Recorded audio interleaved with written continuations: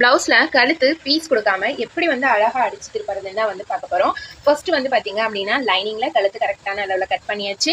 Main கிளாத்தில் வந்து பார்த்தீங்க அப்படின்னா கட் பண்ணாமல் அப்படியே தான் வந்து வச்சுருக்கிறேன். இப்போ நம்ம வந்து எப்படி இதை வந்து வச்சு ஸ்டிச் பண்ணுறது அப்படின்னு வந்து பார்க்கலாம். கண்டிப்பாக வந்து ஒரே ஒரு சின்ன மெத்தட் தான் ஆல்ட்ரேஷன் வந்து இதில் வந்து பண்ண போகிறோம். அப்படி பண்ணுறதுனால ரொம்ப ரொம்ப அழகாகவும் அந்த நெக்கோட ஷேப் ரொம்ப ரொம்ப நீட்டாகவும் வந்து வரும். வாங்க எப்படி அப்படின்னு வந்து பார்த்துடலாம். ஃபர்ஸ்ட் வந்து பார்த்தீங்க அப்படின்னா நான் வந்து 1/4 இன்ச் அளவில் விட்டுருக்கேன். அந்த 1/4 இன்ச் அளவில் நான் வந்து தையல் வந்து போட்டு எடுத்துக்கிறேன். இதே போலவே நீங்க எவ்வளவு விட்டுருக்கீங்களோ கழுத்து தைக்கிறதுக்காக அந்த அளவுல வந்து நீங்க இந்த மாதிரி வந்து தையல் போட்டு எடுத்துக்கோங்க.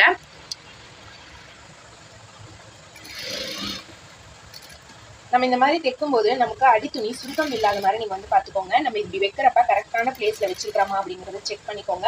அப்படி இல்லைன்னா நீங்க பிகினரா இருக்கிறீங்க அப்படின்னா 4 பக்கமும் கார்னர்ல குண்டூசி போட்டு பின் பண்ணிட்டு அதுக்கப்புறமே வந்து ஸ்டிச் பண்ணுங்க. உங்களுக்கு கரெக்டான அளவுல வந்து வரும். இப்போ ஃபுல்லா நான் வந்து ஸ்டிச்சஸ் போட்டு எடுத்துறேன். இப்போ தைச்சதுக்கு அப்புறமே வந்து பாத்தீங்க அப்படின்னா இதோட நெக் ஷேப் வந்து நமக்கு கரெக்டா இருக்கா, இதுல எங்கேயாவது வந்து கொஞ்சம் நம்ம கோணையா தைச்சிருக்கிறோமா அப்படிங்கறத வந்து செக் பண்ணிக்கோங்க.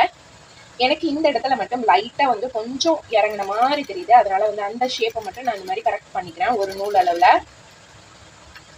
நம்ம சின்ன மிஸ்டேக் தான் அப்படின்னு சொல்லி நினைச்சிட்டு விடுறதுனாலதான் ஒரு சில இதுல அது வந்து கொஞ்சம் பெருசான மிஸ்டேக்கா வந்து தெரிய ஆரம்பிக்குது.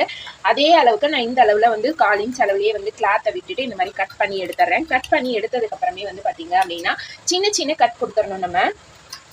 அதுவும் பாத்தீங்க அப்படின்னா இந்த மாதிரி கிராஸ்ல தான் கட் கொடுக்கணும். நேர்ல வந்து கட் கொடுக்க கூடாது. கிராஸ்ல வச்சு இந்த மாதிரி கட் கொடுத்துக்கோங்க.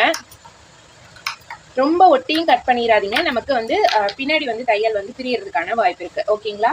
இப்போ இதோட லைனிங் கிளாத் பக்கம் திருப்பிக்கோங்க. இந்த லைனிங் கிளாத் மேல நம்ம இந்த மாதிரி வந்து ஃபர்ஸ்ட் ஸ்டிச்சஸ் போட்டு எடுத்துடலாம். அடித்துணியை வந்து இந்த சைடு வர மாதிரி லைனிங் கிளாத் பக்கம் வர மாதிரி விட்டுட்டு இப்படி நீங்க வந்து ஃபுல்லா தையல் போட்டு எடுத்துக்கோங்க. இப்படி பண்றதுனால நமக்கு வந்து ஆட்டோமேட்டிக்கா அதுவே வந்து நம்மளோட கழுத்து போர்ஷனை அழகா வந்து திருப்பி கொடுத்துரும். நமக்கு வந்து எக்ஸ்ட்ரா வந்து மேல இருக்கிற துணியும் அடியில போகாது, அடியில் இருக்கிற துணியும் வந்து மேல வந்து வராது.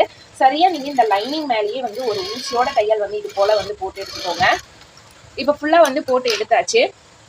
அடுத்தது வந்து பாத்தீங்க அப்படின்னா இது அப்படியே நம்ம திருப்பி விட்டுட்டு இது மேல இன்னொரு ஊசியோட தையல் மட்டும்தான் நம்ம வந்து போட போறோம்.